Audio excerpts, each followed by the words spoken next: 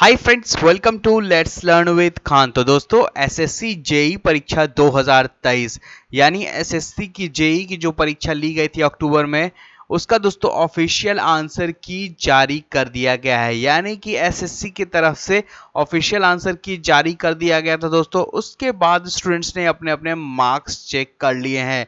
तो आंसर की के आ जाने के बाद क्या कट ऑफ की स्थिति बन रही है, यानी एसएससी जेई 2023 का क्या एक्सपेक्टेड कट ऑफ रहने वाला है। आंसर की के बाद एसएससी जेई का क्या कट ऑफ बन रहा है। आंसर की आने के बाद जो स्टूडेंट्स यानी कि पहले उनके 105 प्लस सही हो रहे थे 200 में से, तो वो अब 90 पर आ गए हैं। यानी कितने स्टूडेंट्स का दोस्तों क्वेश्चंस बहुत सारा गलती हुआ है। तो दोस्तों, आंसर की आ जाने के बाद क्या कट ऑफ की स्थिति बन रही है, ये सारा डिटेल्स के साथ मैं आपको इस वीडियो में बताने वाला हूं। तो वीडियो में शुरू से अंत तक बने रहिएगा दोस्तों, क्योंकि दोस्तों मैं आपको पूरा ऑल कैटेगरी का कट ऑफ मार्क्स बताने वाला हूं। साथ साथ दोस्तों इसका रिजल्ट कब तक आएगा वो भी मैं आपको बताऊंगा। तो वीडियो को शुरू से अंत तक देखिएगा और एक एक चीज को अच्छे से समझने का प्रयास कीजिएगा। तो चलिए वीडियो को शुरू करते हैं और जानते हैं एसएससी जेई परीक्षा 2023 का आंसर की आने के बाद क्या कट ऑफ की स्थिति बन रही है। तो चलिए जानते हैं। तो दोस्तों, कट ऑफ बताने से पहले कुछ बातें आप ध्यान से समझ लीजिएगा। इस बार की जो वैकेंसी है यानी जेई की जो वैकेंसी आई है, वो लगभग दोस्तों आप अपने स्क्रीन पे देख सकते हैं। इस टाइप की वैकेंसी आई थी। बॉर्डर रोड्स ऑर्गेनाइजेशन में लगभग 431 पद थे। तो इसी तरीके के अलग अलग दोस्तों डिपार्टमेंट में अलग अलग मतलब वैकेंसीज थी। तो इस तरीके की बहुत सारी वैकेंसी आई थी। तो अलग अलग कुल मिलाकर दोस्तों आपके लगभग 1324 वैकेंसी, यानी कि टोटल ऑफ वैकेंसी देखा जाए तो 1324 वैकेंसी इस बार है। ठीक है, 1324 वैकेंसी है इस बार जेई की। यानी एसएससी के जो जेई का 2023 का जो नोटिफिकेशन आया था उसमें 1324 वैकेंसी बताया गया था। तो दोस्तों, बात है कि इस बार कंपटीशन कितना ज़्यादा बढ़ गया है, क्योंकि दोस्तों वैकेंसी का कहीं ना कहीं दोस्तों आपको कट ऑफ पर असर जरूर दिखेगा। इसलिए मगर कितना असर दिखेगा दोस्तों वो तो जब ऑफिशियली आंसर मतलब आपका जो कट ऑफ आएगा उसके बाद ही पता चल पाएगा कि कितना असर दिख रहा है। मगर दोस्तों मैं एक अनुमान लगाऊंगा दोस्तों, उस हिसाब से दोस्तों आपके ये कट ऑफ रह सकते हैं। तो चलिए जानते हैं दोस्तों सबसे पहले हम कि प्रीवियस ईयर में दोस्तों आपका क्या कट ऑफ रहा था। तो प्रीवियस ईयर का दोस्तों हम देखेंगे। देखिए, सिविल इंजीनियरिंग में जो गया था दोस्तों कट ऑफ, वो लगभग दोस्तों आप देख सकते हैं यूआर यानी जनरल में 110 पॉइंट समथिंग इसका नॉर्मलाइज्ड मार्क्स गया था। यानी कि नॉर्मलाइज्ड मार्क्स है ये जो नंबर आपको दिख रहा है स्क्रीन पे, ये नॉर्मलाइज्ड मार्क्स है। उसी तरीके से ओबीसी का सिविल इंजीनियरिंग में 107 पॉइंट समथिंग समथिंग नंबर गया था नॉर्मलाइज्ड मार्क्स। ठीक है, उसी तरीके से आप देख सकते हैं ईडब्ल्यूएस का बहुत कम गया था, 89 गया था पॉइंट समथिंग। देखिए, नॉर्मलाइजेशन होने के बाद क्या कट ऑफ बनेगा यानी किस तरीके से बनेगा वो शिफ्ट के आधार पर तय होता है। लेकिन दोस्तों मैं आपको जो कट ऑफ बताऊंगा वो रॉ मार्क्स के आधार पर बताऊंगा। यानी जो अभी स्टूडेंट्स के रॉ मार्क्स आ रहे हैं उस आधार पर क्या कट ऑफ की स्थिति रह सकती है, क्या आपका सेफ स्कोर आपने किया है दोस्तों, तो वो सेफ स्कोर रह सकता है कि नहीं रह सकता है। तो दोस्तों सबसे पहले आप थोड़ा ये प्रीवियस ईयर के बारे में थोड़ा जान लीजिए। देखिए कितना कम कट ऑफ गया था पिछली बार। एससी का 86 पॉइंट समथिंग गया था, एसटी का 86 पॉइंट समथिंग गया था। तो इसी तरीके से इलेक्ट्रिकल और मैकेनिकल इंजीनियरिंग का भी किया था। जनरल में दोस्तों आप 123 पॉइंट समथिंग किया था और ओबीसी का 123 लगभग बराबर ही था, थोड़ा ऊंच नीच था यानी पॉइंट समथिंग में नंबर में थोड़ा ऊंचा नीचा था। और ईडब्ल्यूएस का 110 पॉइंट समथिंग गया था और इसी तरीके से एससी का 103 पॉइंट समथिंग गया था और एसटी का 95 पॉइंट समथिंग गया था। तो लगभग जो सिविल इंजीनियरिंग में जो स्टूडेंट्स की संख्या थी वो लगभग 15,605 स्टूडेंट्स का सिलेक्शन किया गया था। यानी कि टीयर वन में 15,605 स्टूडेंट्स का सिलेक्शन किया गया था सिविल इंजीनियरिंग में टीयर वन में। और उसी तरीके से इलेक्ट्रिकल और मैकेनिकल इंजीनियरिंग में 4533 स्टूडेंट्स का टीयर वन में सिलेक्शन किया गया था यानी शॉर्टलिस्ट किया गया था। तो इस ये आपका प्रीवियस ईयर का कट ऑफ था, जो यानी कि 2022 में जो वैकेंसी आई थी जूनियर इंजीनियरिंग की, उसका ये कट ऑफ था। तो चलिए अब हम जानते हैं कि क्या कट ऑफ रह सकता है इस बार, यानी कि आंसर की आ जाने के बाद जो स्टूडेंट्स जो आंसर की से पहले बता रहे थे कि हमारे इतने मार्क्स आ रहे इतने मार्क्स आ रहे, मगर रियल जो आपका आया है आंकड़ा वो आंसर की आ जाने के बाद आया है। तो आंसर की आ जाने के बाद क्या स्थिति बन रही है, तो चलिए जानते हैं। अलग अलग जानेंगे दोस्तों। सबसे पहले हम जानेंगे सिविल इंजीनियरिंग का, उसके बाद हम जानेंगे दोस्तों इलेक्ट्रिकल मैकेनिकल इंजीनियरिंग का। यानी आपको मैं अलग अलग कट ऑफ बताने वाला हूँ, सिविल इंजीनियरिंग का अलग और इलेक्ट्रिकल मैकेनिकल इंजीनियरिंग का अलग बताऊंगा। तो चलिए जानते हैं क्या कट ऑफ रह सकता है आंसर की आ जाने के बाद। तो दोस्तों एसएससी जेई कट ऑफ 2023, यानी कि जेई का क्या एक्सपेक्टेड कट ऑफ रहने वाला है इस बार।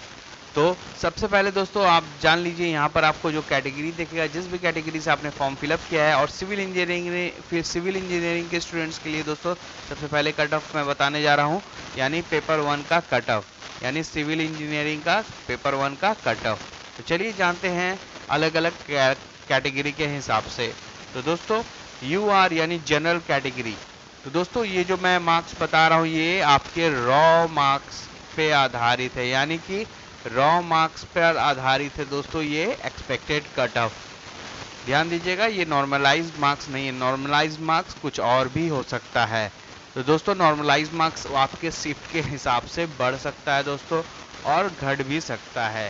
तो दोस्तों ये जो है आपके रॉ मार्क्स पे आधारित है दोस्तों एक्सपेक्टेड कट ऑफ। तो दोस्तों यूआर यानी जनरल का 100 से लेकर 105 के बीच रहने की संभावना है, यानी सिविल इंजीनियरिंग में जनरल में 100 से लेकर 105 के बीच जो भी स्टूडेंट्स कर रहे हैं वो बिल्कुल सेफ है। नेक्स्ट देखते हैं ओबीसी। ओबीसी में 98 से 103 के बीच जो भी स्टूडेंट्स का मार्क्स आ रहा है, यानी सिविल इंजीनियरिंग से, तो वो बिल्कुल सेफ है, उनका सिलेक्शन बिल्कुल तय है, क्योंकि इस बीच में ही कट ऑफ रहने वाला है, कोई बहुत ज़्यादा भागेगा नहीं आगे।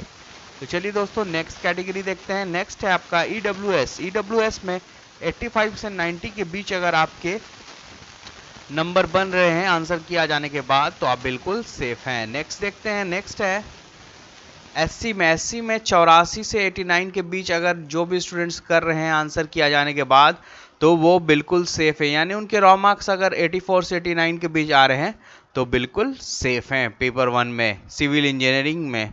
नेक्स्ट है एसटी। एसटी में अगर आपके 80 से 85 के बीच आ रहे हैं, यानी एसटी कैटेगरी से आप हैं और आप 80 से 85 के बीच आपके रॉ मार्क्स आ रहे हैं, सिविल इंजीनियरिंग से हैं आप, तो आप बिल्कुल सेफ है, आपका सिलेक्शन बिल्कुल किया जाएगा, यानी कि आपका शॉर्ट लिस्टिंग जरूर किया जाएगा अगर आपके 80 से 85 के बीच आपके रॉ मार्क्स आ रहे हैं। तो चलिए दोस्तों नेक्स्ट देखते हैं हम लोग।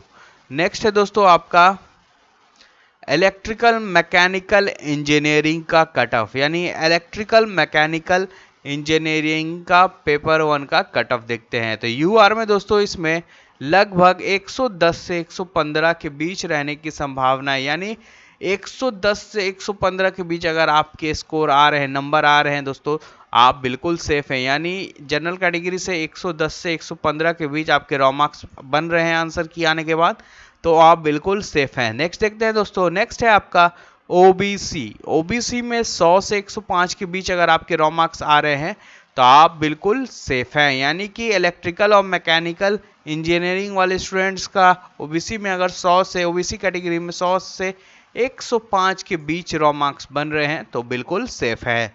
नेक्स्ट देखते हैं दोस्तों। नेक्स्ट है आपका ईडब्ल्यूएस। ईडब्ल्यूएस में 95 से 100 के बीच जो भी स्टूडेंट्स इलेक्ट्रिकल एवं मैकेनिकल इंजीनियरिंग में उनका रॉ मार्क्स बन रहा है, यानी आंसर किए आने के बाद 95 से 100 के बीच बन रहा है, तो बिल्कुल सेफ स्कोर किए हैं। नेक्स्ट है आपका एससी में। एससी में 92 से 97 के बीच रहने की संभावना है इलेक्ट्रिकल मैकेनिकल इंजीनियरिंग वाले स्टूडेंट्स का, यानी 92 से 97 उनके रॉ मार्क्स जिनके भी आ रहे हैं वो बिल्कुल सेफ है। नेक्स्ट है आपका एसटी। एसटी में 90 से 95 के बीच जो भी स्टूडेंट्स के आंसर की आने के बाद आ रहे हैं, यानी 90 से 95 के बीच जो भी स्टूडेंट्स का आंसर मतलब सही हो रहा है 90 से 95 एसटी कैटेगरी से इलेक्ट्रिकल और मैकेनिकल इंजीनियरिंग वाले स्टूडेंट्स का, बिल्कुल सेफ हैं। तो दोस्तों मैं आपको ये सारा आपको बताया दोस्तों, एक्सपेक्टेड कट ऑफ है दोस्तों, ये आपके रॉ मार्क्स पे आधारित है दोस्तों, यानी कि जो आपका आंसर की आने के बाद दोस्तों जो रॉ मार्क्स बन रहे हैं दोस्तों, उसके आधार पर दोस्तों ये एक्सपेक्टेड कट ऑफ तैयार किया गया है। तो नॉर्मलाइज्ड मार्क्स दोस्तों हो सकता कुछ और हो सकता है, यानी कि अगर आपके शिफ्ट के अनुसार दोस्तों अगर आपको हार्ड शिफ्ट दी गई है तो आपका हो सकता है नॉर्मलाइज करके और मार्क्स बढ़ाया जा सकता है। तो थोड़ा दोस्तों कट ऑफ में भी आपके नॉर्मलाइज में थोड़ा सा उछाल देखने को मिलेगा, ज़्यादा कुछ नहीं मिलेगा, मगर नॉर्मलाइज जो होगा दोस्तों वो थोड़ा सा अप हो सकता है। ये था दोस्तों आपका रॉ मार्क्स, यानी इस बीच में अगर आपके रॉ मार्क्स आ रहे हैं तो आप सेफ स्कोर करके आए हैं, यानी आप जो आंसर के आने के बाद आपके जो स्कोर दिख रहे हैं वो बिल्कुल सेफ है आपके लिए। तो दोस्तों इलेक्ट्रिकल, मैकेनिकल और सिविल का सबका मैं आपको कट ऑफ बता दिया हूँ, क्या एक्सपेक्टेड कट ऑफ रहने वाला है। अब रहा बात दोस्तों आपका रिजल्ट कब तक आएगा। रिजल्ट में देखिए दोस्तों कम से कम भी तो 2 महीना लगेगा ही, यानी कि 2 मंथ्स कम से कम भी आपके लगेंगे, यानी जब आंसर की आने के बाद ऑब्जेक्शन का लास्ट डे होगा उसके बाद 2 से आपका 2.5 मंथ लग सकता है आपका रिजल्ट आने में। यानी कम से कम अगर जितना भी जल्दी करेगा एसएससी तो 2 महीने से पहले रिजल्ट नहीं देगा, यानी कि 60 दिन से पहले रिजल्ट नहीं देगा, यानी 2 मंथ्स आपको ये कम से कम भी टाइम लेगा रिजल्ट देने में। तो दोस्तों अगर आपको दोस्तों वीडियो अच्छा लगा है तो लाइक ज़रूर कर दीजिएगा, इसको अपने दोस्तों ग्रुप में शेयर कर दीजिएगा, और चैनल सब्सक्राइब नहीं किए हैं सब्सक्राइब करके बेल आइकन ज़रूर दबा लीजिएगा ताकि आने वाली ऐसी इंपॉर्टेंट वीडियो की अपडेट सबसे पहले आप तक आ जाए। तो चलिए दोस्तों जल्दी मिलते हैं नेक्स्ट वीडियो में, तब तक के लिए अपना बहुत ख्याल रखिएगा। जय हिंद।